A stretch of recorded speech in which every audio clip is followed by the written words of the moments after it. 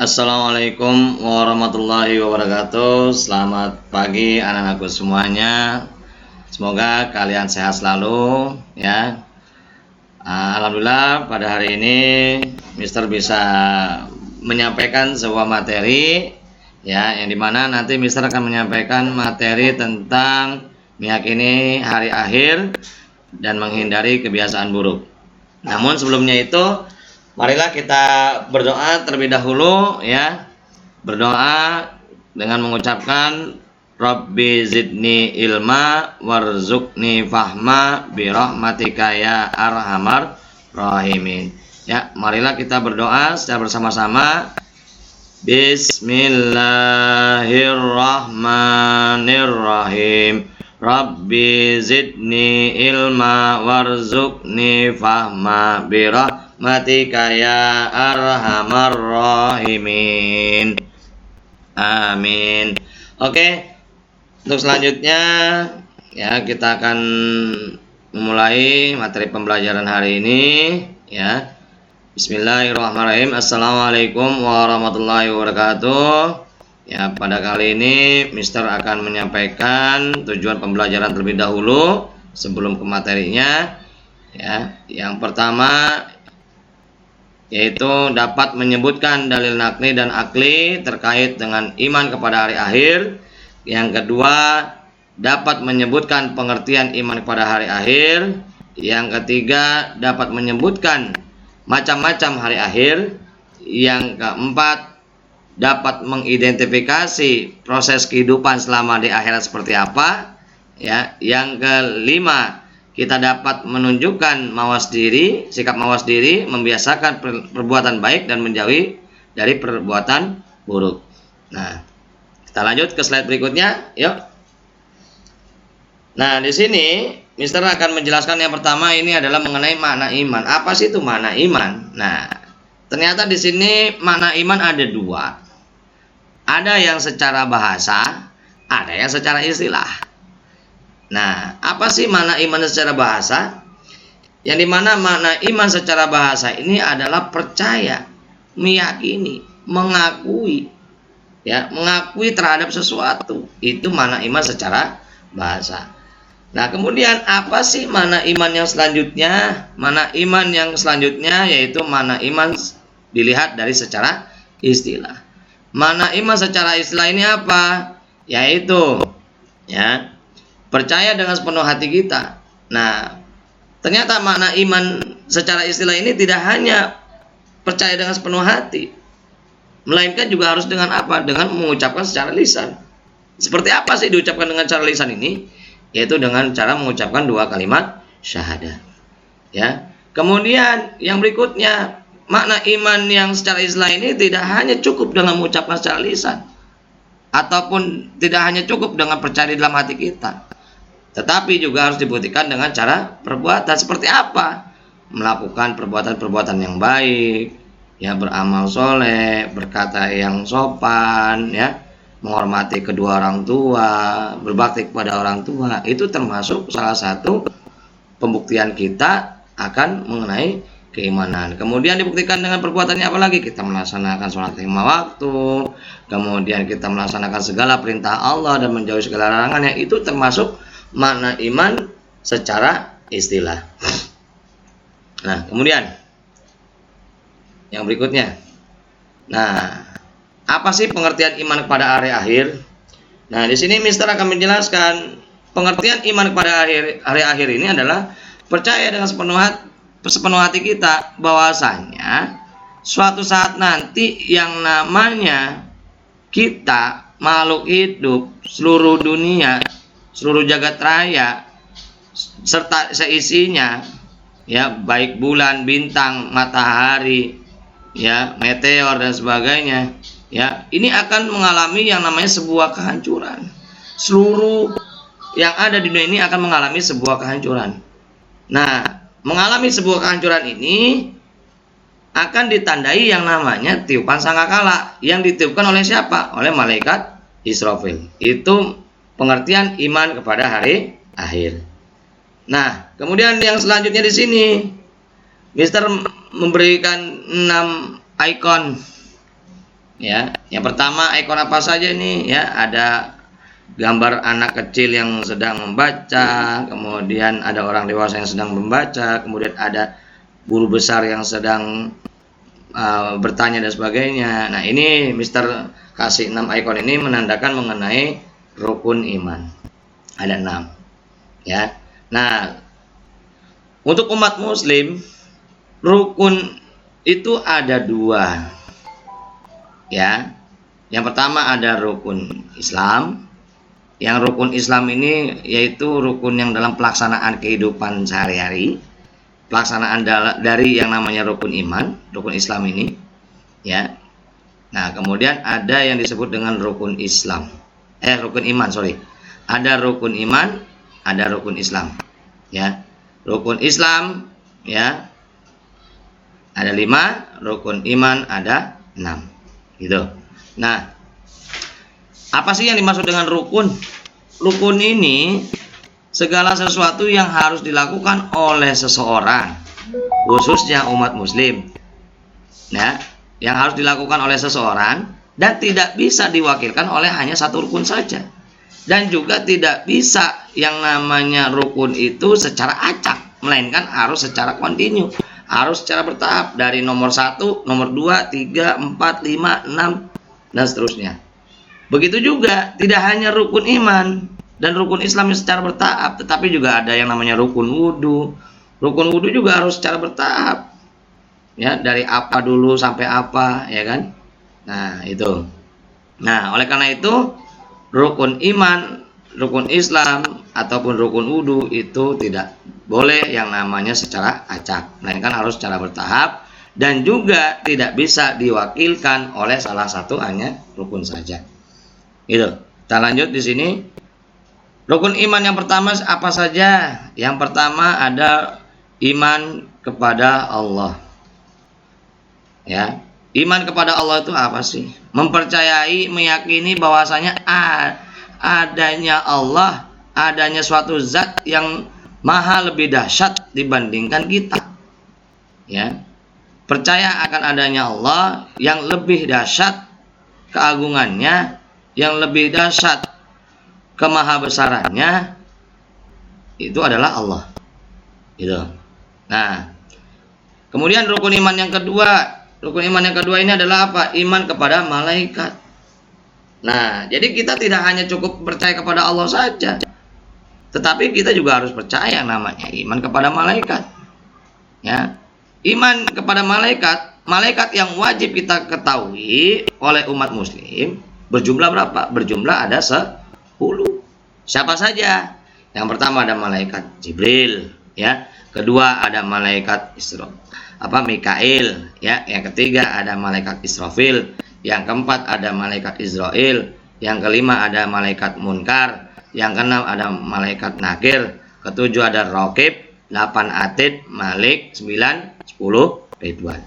Nah, ke-10 malaikat yang Allah ciptakan ini, yang dimana malaikat ini merupakan makhluk gaib yang Allah ciptakan, dimana 10 malaikat ini memiliki kewajiban masing-masing dan tugas masing-masing. Apa saja sih? Yang pertama ada malaikat Jibril, tugasnya apa? Tugasnya menyampaikan wahyu pada siapa? Kepada Nabi dan Rasul. Nah, kemudian yang kedua malaikat apa? Malaikat Mikail. Malaikat Mikail itu apa? Tugasnya, malaikat Mikail itu adalah memberikan sebuah nikmat yang Allah berikan kepada seluruh makhluk hidup. Itu. Nah, nikmat yang Allah berikan melalui malaikat Mikail ini tidak hanya berupa materi, melainkan juga ada yang bersifat non materi. Seperti apa? Contoh, udara.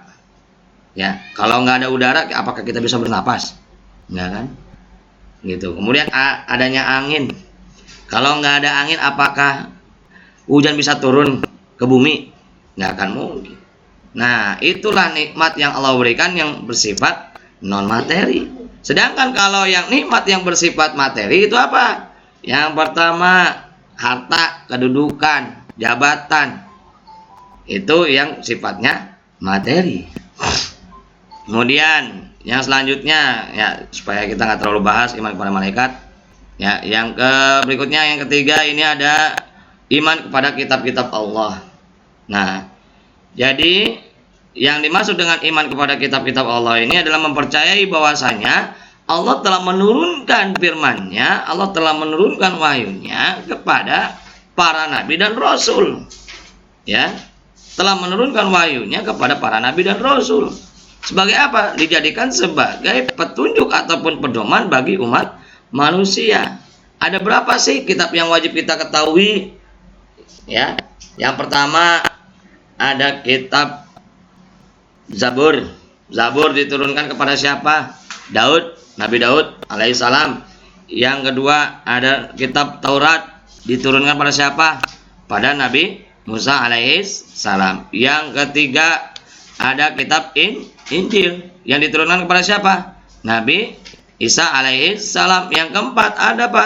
Yaitu kitab Al-Quran, Al-Quranul Karim, yang Allah turunkan kepada Nabi Muhammad, yang dimana Nabi Muhammad merupakan penutup dari para nabi, dan Al-Quran merupakan mukjizat terbesar bagi Nabi Muhammad, gitu.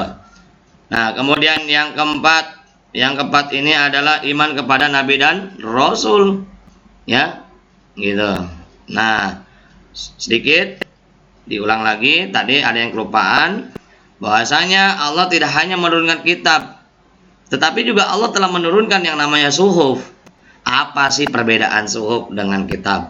Kalau kitab ini firman Allah yang diturunkan, yang sudah dibukukan, yang sudah utuh, yang sudah komplit, yang sudah utuh, yang sudah jelas, ya, gitu. Sedangkan kalau suhuf ini firman Allah yang masih berupa lembaran, yang dimana berupa lembaran ini yang masih dituliskan di atas pelepah kurma, ya, tulang belulang ataupun bebatuan, itu disebut dengan suhuf. Siapa saja sih penerima suhuf ini? Ada, yaitu Ibrahim, kemudian Musa, ya, suhuf Ibrahim wa Musa, gitu. Kemudian yang keempat, iman kepada nabi dan rasul. Nah, di sini ada dua kata, nabi dan rasul. Hati-hati ketika kalian dikecohkan dengan sebuah pertanyaan, berapa sih jumlah nabi dan rasul yang wajib kita ketahui? Jumlah nabi dan rasul yang wajib kita ketahui ini adalah ada berapa? Ada jumlahnya 25. Kemudian berapa sih jumlah nabi? Nah, sekarang kita pisahin. Berapa sih jumlah nabi dan berapa sih jumlah rasul? Jadi ada dua kata di sini. Ada nabi, ada rasul. Maka kita harus tahu dulu pengertian nabi. Nabi itu apa dan rasul itu apa pengertiannya. Gitu. Nah, sedangkan kalau yang namanya nabi, ya, manusia yang paling mulia, ya, manusia yang diberikan mujizat, ya, dan manusia yang diberikan firman Allah. Tetapi firman yang Allah sampaikan kepada nabi itu tidak punya kewajiban, tidak punya keharusan untuk disampaikan lagi kepada umatnya. Itu nabi. Berapa sih jumlah nabi? Sebentar, kita ulas dulu apa sih pengertian rasul. Nah, rasul ini, ya, makhluk yang paling mulia, manusia yang paling utama, yang dimana diberikan mujizat, ya, kemudian yang diberikan wahyunya, firman Allahnya, dan di sana rasul ini memiliki kewajiban, ya, memiliki keharusan untuk apa? Untuk menyampaikan wahyunya Allah kepada umat-umatnya. Oleh karena itu, rasul dengan nabi berbeda dalam memiliki sifat wajibnya. Kalau rasul itu memiliki 4 sifat yang komplit, 4 sifat wajib yang utuh. Yang pertama ada sidik. Sidik itu apa? Jujur, berkata benar, ya. Amanah, dapat dipercaya. Yang ketiga, fatonah. Itu apa? Ya, fatonah itu cendekia, pintar. Tidak mungkin seorang rasul itu bodoh. Ya. Yang keempat, tabligh. Itu apa? Menyampaikan. Berarti rasul ini memiliki 4 sifat wajib yang secara sempurna. Berbeda dengan nabi. Kalau nabi, ya tadi, kalau nabi hanya diberikan wahyu tetapi tidak punya keharusan untuk disampaikan kepada umatnya. Oleh karena itu, nabi hanya memiliki 3 sifat wajib dari rasul. Yang pertama apa? Sidik. Kedua apa? Fatonah. Sidik, amanah, dan fatonah. Ada 3. Gitu. Oleh karena itu, kalau misalkan ada pertanyaan berapa sih jumlah nabi dan rasul, jawabnya 25. Sedangkan kalau kita pisahkan, kalau dilihat dari segi pengertiannya, nabi berjumlah berapa, rasul berjumlah berapa. Oleh karena itu, nabi yang wajib kita ketahui jumlahnya ada 20. Kalau dilihat dari sisi pengertian apa itu nabi. Ya. Kemudian kalau rasul, ya, rasul itu berjumlah 5. Siapa saja sih 5 ini? Yang pertama ada Musa alaihissalam. Ya, Musa alaihissalam. Yang kedua ada Ibrahim alaihissalam. Yang ketiga ada Muhammad alaihissalam. Muhammad sallallahu alaihi wasallam. Yang berikutnya ada Isa alaihissalam. Yang kelima ada Nuh. Yang sering kita kenal disebut dengan Mimin. Mimin itu apa sih? Mimin itu adalah nabi sekaligus rasul yang memiliki ketabahan dan kesabaran yang sangat tinggi dibandingkan para nabi lainnya. Gitu. Itu yang disebut dengan ulul azmi. Ulul azmi adalah nabi dan rasul sekaligus rasul yang memiliki ketabahan serta memiliki keunggulan melebihi daripada nabi. Ya. Oke. Nah, kemudian yang berikutnya ada iman kepada hari kiamat atau hari akhir, nanti yang kita bahas. Yang keenam ada iman kepada qada dan qadar, yaitu takdir baik dan takdir buruk. Ya. Tuh. Nah, ini dalil nakli yang berkaitan tentang hari kiamat. A'udzubillahi minasyaitonirrajim. Bismillahirrahmanirrahim. Wa anna sya'ata atiyatul la raiba fiha wa anna Allah yab'atsu man fil qubur. Yang artinya, dan sesungguhnya hari kiamat itu pastilah datang dan tidak ada keraguan padanya, dan bahwasanya Allah akan membangkitkan semua orang di alam kubur. Nah, dengan adanya dalil nakli ini dari Quran surat Al-Hajj ayat 7 ini menyatakan bahwasanya yang namanya hari kiamat ini itu pasti akan datang dan tidak ada satupun yang meragukan kehadiran tersebut. Ya. Bahkan nanti setelah peristiwa hari kiamat ini, Allah pun akan membangkitkan seluruh manusia dari zaman Nabi Adam sampai hari kiamat. Itu. Nah, yang berikutnya, macam-macam hari kiamat itu apa saja sih? Ada kiamat sugro. Ya. Apa yang disebut dengan kiamat sugro? Yang biasa kita kenal disebut dengan kiamat kecil. Ya. Kemudian ada kiamat kubro. Yang kedua. Nah, kiamat sugro ini apa? Terjadinya kematian yang menimpa sebagian umat manusia. Contohnya apa? Kecelakaan. Ya, kecelakaan. Kematian seseorang dikarenakan sakit. Ya, tadi kecelakaan, kematian juga bisa. Kemudian banjir. tanah longsor. Itu kiamat sugro. Ya. Kemudian apa yang disebut dengan kiamat kubro? Nah, ini gambar kiamat sugro. Nah, ini gambar tentang kiamat sugro. Nah, kiamat kubro ini sering kita kenal disebut dengan kiamat besar. Yang dimana kiamat besar ini atau kiamat kubro terjadinya sebuah kematian semua manusia dan kehancuran yang menimpa seluruh alam semesta. Jadi terjadinya sebuah peristiwa kehancuran secara menyeluruh. Tidak hanya sebagian, tapi secara menyeluruh. Apa saja sih? Ada, yaitu tsunami. Tsunami termasuk salah satu contoh kiamat kubro. Ya. Kemudian nih dentuman meteor, hujan meteor, jatuh ke bumi. Kemudian tabrakan antar planet. Ya, jadi nanti yang namanya di hari peristiwa hari kiamat kubro ini, seluruh jagat raya ini akan dihancurkan.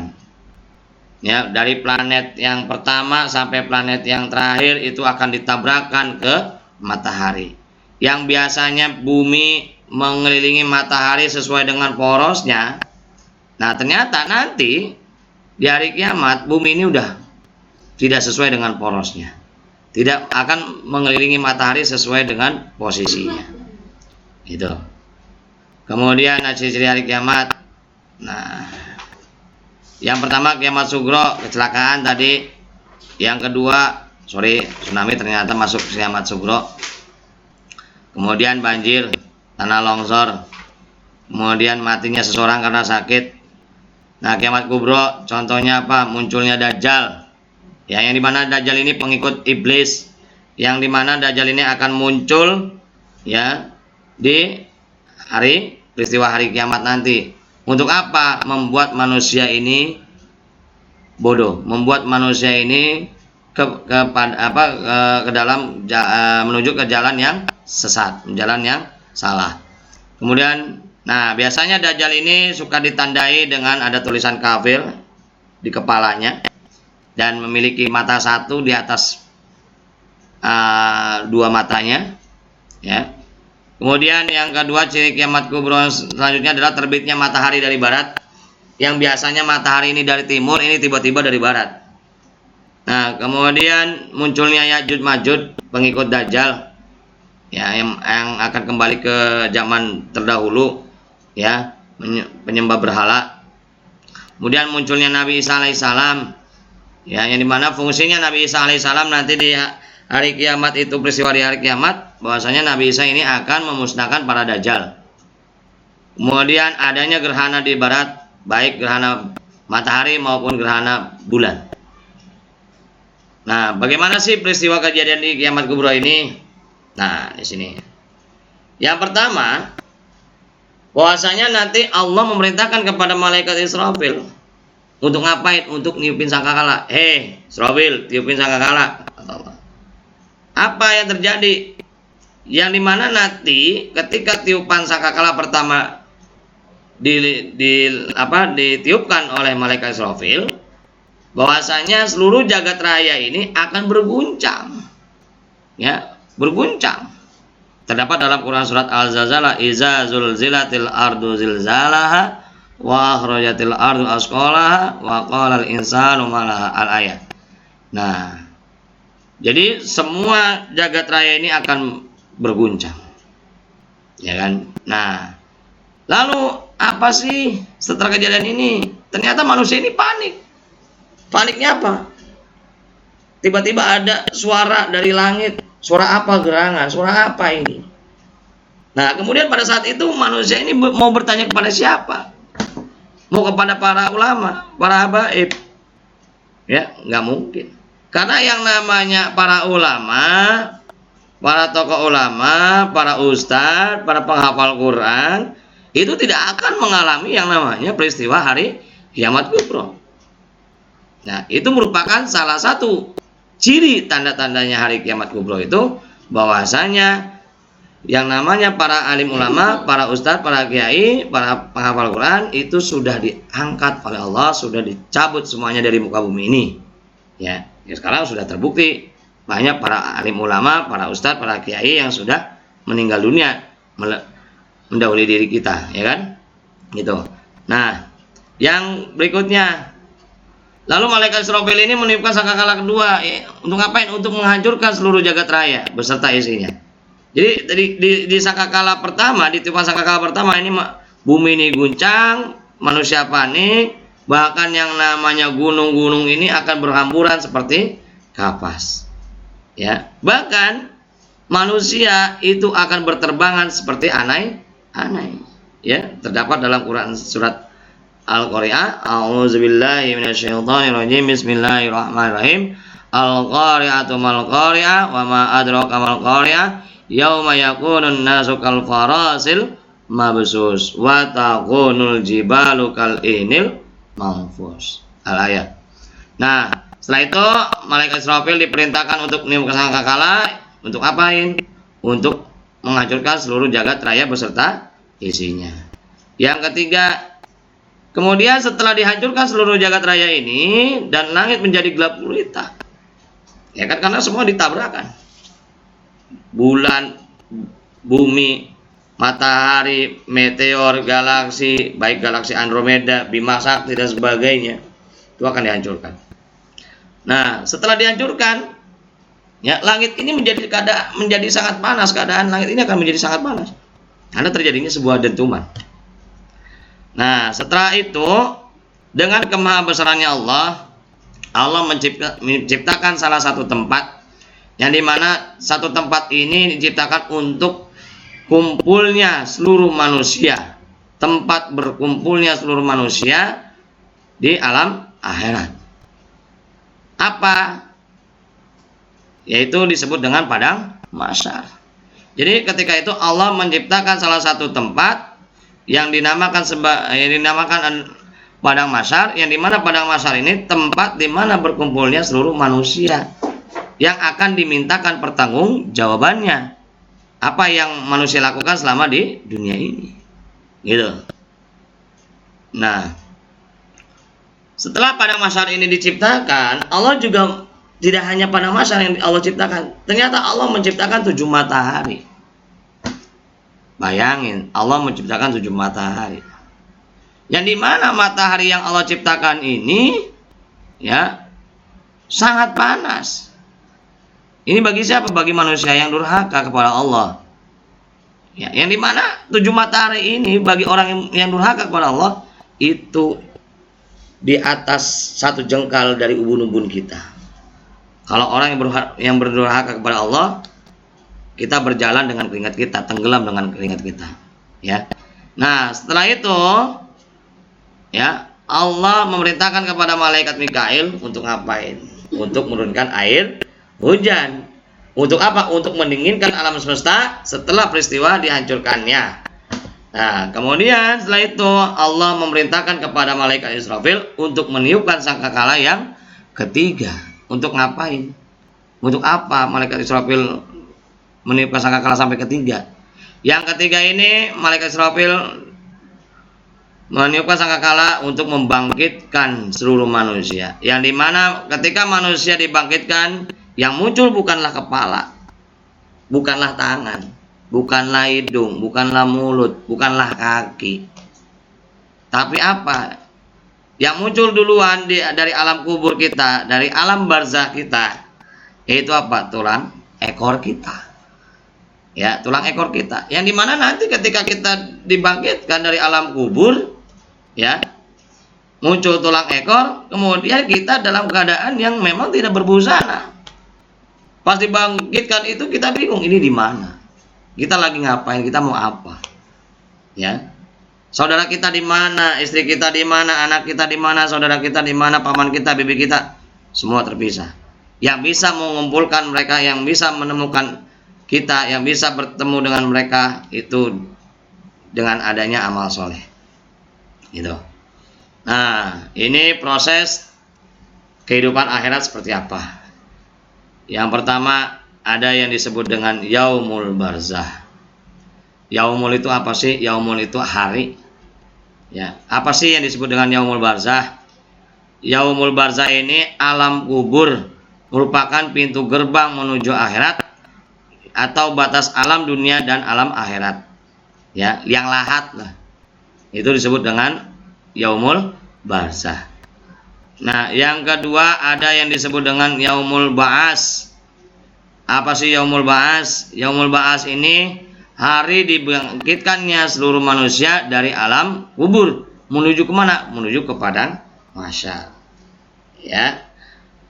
Kemudian yaumul hasar. Yaumul hasar ini adalah hari di mana dikumpulkannya manusia di padang mahsyar. Ya. Yang keempat, proses keempat yaitu yang disebut dengan yaumul mizan, hari ditimbangnya amal perbuatan manusia yang berada selama di dunia.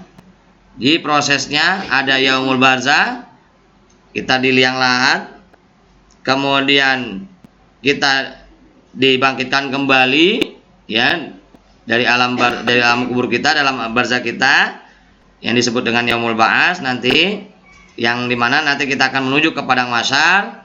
Kemudian yang selanjutnya ada yang disebut dengan yaumul hasyar, di mana kita untuk berkumpul seluruh manusia untuk dimintakan pertanggungjawabannya. Nah, kemudian yang berikutnya proses keempat adalah yang disebut dengan yaumul mizan, di mana yaumul mizan ini hari ditimbangnya amal perbuatan manusia selama di dunia. Ya, setelah itu proses yang terakhir adalah antara surga dan neraka. Kalau di dalam pertimbangannya nanti amal perbuatan baiknya lebih banyak, maka surga yang akan menyambut kita, malaikat ridwan yang menyambut kita. Tetapi kalau yang paling banyaknya itu adalah perbuatan dosa kita, maka yang akan menyambut diri kita itu adalah alam neraka, yaitu malaikat Malik.